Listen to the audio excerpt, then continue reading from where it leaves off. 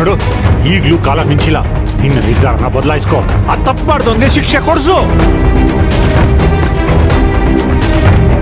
ಆ ಕಾವೇರಿ ನಮ್ಮ ಮಧ್ಯ ಬಂದಿಲ್ಲ ಅಂದಿದ್ರೆ ಖಂಡಿತ ನಾನು ಅದೇ ಕೆಲಸ ಮಾಡ್ತಾ ಇದ್ದೆ. ಆದ್ರೆ ಈಗ ಅವಳ ಗೆಲುವು ನನ್ನ ಸೋಲಾಗತ್ತೆ. ಹಾಗಾಗಿ ಇದು ತಪ್ಪಾದ್ರೂ ಸರಿ, ನನ್ನ ಹೆಜ್ಜೆನ ನಾನು ಹಿಂದೆ ಇಡೋ ಮಾತೇ ಇಲ್ಲ. ಹಾಗಾದ್ರೆ ನಾನು ಇನ್ಮೇಲಿಂದ ಕಾವೇರಿಗೆ ಸಪೋರ್ಟ್ ಮಾಡೋದನ್ನ ನಿಲ್ಸೋದಿಲ್ಲ.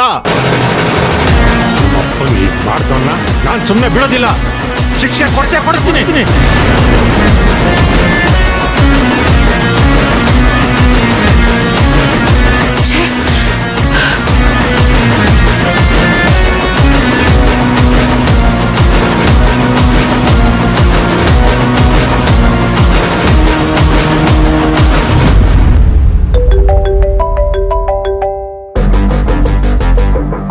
ಹೇಳಿ ಕಾವೇರಿ ಅವರೇ. ಸರ್, ಮನೆಯೆಲ್ಲ ಹುಡುಕಿದ್ವಿ, ಪ್ರಬಲ ಅವ್ರ ಫೋನ್ ಸಿಗ್ಲಿಲ್ಲ. ಸರಿಯಾಗಿ ನೋಡಿದ್ರಾ? ಹ್ಞೂ ಸರ್, ಮನೆ ಪೂರ್ತಿ ಚೆಕ್ ಮಾಡಿ ನೋಡಿದ್ವಿ. ಆದ್ರೆ ಇಷ್ಟೊಂದು ಬುದ್ಧಿವಂತಿಕೆಯಿಂದ ಎಲ್ಲಾನು ಪ್ಲಾನ್ ಮಾಡಿದವರು ಆ ಫೋನ್ನ ಮನೆಯಲ್ಲಿ ಬಿಟ್ಟು ಹೋಗೋದಿಕ್ಕೆ ಸಾಧ್ಯನೇ ಇಲ್ಲ. ಒಂದ್ಸಲ ಅವ್ರು ತಗೊಂಡ್ ಬಂದಿರೋ ಲಗೇಜ್ ಬ್ಯಾಗ್ನ ಚೆಕ್ ಮಾಡಿದ್ರಾ? ಕಂಪ್ಲೀಟ್ ಆಗಿ ಚೆಕ್ ಮಾಡಿದೀವಿ. ಅವ್ರ ಲಗೇಜ್ ಬ್ಯಾಗ್ ಕೂಡ ಚೆಕ್ ಮಾಡಿದೀವಿ, ಆದ್ರೆ ಆ ಫೋನ್ ಇಲ್ಲ. ಸರ್, ಈಗ ಏನ್ ಮಾಡೋದು? ನೋಡೋಣ. ಆ ರೌಡಿಗಳನ್ನ ಕರ್ಸೋಕ್ ಹೇಳಿದ್ದೀನಿ. ಅವ್ರನ್ನ ವಿಚಾರಣೆ ಮಾಡಿ ಬಾಯ್ ಬಿಡಿಸ್ತೀನಿ. ನೀವು ಅಷ್ಟರೊಳಗೆ ಇನ್ನೊಂದ್ಸಲ ಚೆಕ್ ಮಾಡಿ. ಸರಿ ಸರ್.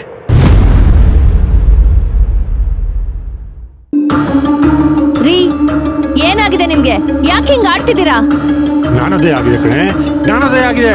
ಬುದ್ಧನ್ಗೆ ಮರದ ಕೆಳಗಾಯ್ತಲ್ಲ, ಅದೇ ತರ ಈ ಪರಿಸ್ಥಿತಿಗಳನ್ನ ನೋಡಿ ನನಗೂ ಜ್ಞಾನೋದಯ ಆಗಿದೆ. ಏನ್ ಜ್ಞಾನೋದಯ ಆಗಿದೆ? ಒಳ್ಳೆ ದಡ್ರ ತರ ಆಡ್ತಿದ್ದೀರಲ್ಲ. ನಿಮ್ಮ ಅಕ್ಕ ಮತ್ತೆ ಕಾವೇರಿ ಮಧ್ಯೆ ಜಗಳದಲ್ಲಿ ನೀವ್ಯಾಕೆ ಹೋಗ್ತಿದ್ದೀರಾ? ಎರಡು ಕತ್ತಿಗಳ ಮಧ್ಯೆ ಹೋದ್ರೆ ಬಲಿಯಾಗೋದ್ ನೀವೇ ಅರ್ಥ ಮಾಡ್ಕೊಳ್ಳಿ. ಬಲಿ ಆದ್ರೂ ಪರವಾಗಿಲ್ಲ, ಅದಕ್ಕೆ ನಾನ್ ಸಿದ್ಧ. ರೀ, ಹುಚ್ಚರ ತರ ಮಾತಾಡ್ಬೇಡಿ. ಬಲಿ ಆಗ್ತಾರೆ. ಜೀವನದಲ್ಲಿ ಅಕ್ಕನ ಜೊತೆ ನಾರ್ಮಲ್ ಆಗಿ ಮಾತಾಡಕ್ ಹೆದರ್ಕೊಳ್ತಿದ್ದವ್ರು ಇವತ್ತು ಜೋರಾಗಿ ಜಗಳ ಆಡ್ತಿದ್ದೀರಾ. ನನ್ನ ಹತ್ರ ಬಂದು ಬಲಿ ಬಗ್ಗೆ ಮಾತಾಡ್ತೀರಾ? ಯಾವ್ದಾದ್ರೂ ಗಾಳಿ ಸೋಕಿದ್ಯಾ ಹೇಗೆ? ಹೌದು, ಗಾಳಿ ಸೋಕಿದೆ. ಪ್ರೀತಿ, ವಾತ್ಸಲ್ಯ, ಮಮತೆಗಳ ಗಾಳಿ ಸೋಕಿ ಸಂಬಂಧ, ಋಣಗಳ ನೆನಪು ಮಾಡಿದೆ. ನಿನ್ನ ಗಂಡನಾಗಿ, ಅವಳು ತಮ್ಮನಾಗಿ ಜೀವಂತವಾಗಿ ಉಳಿದಿದ್ದೀನಿ ಅಂದ್ರೆ ಅದಕ್ಕೆ ಕಾರಣ ನಮ್ಮಪ್ಪ.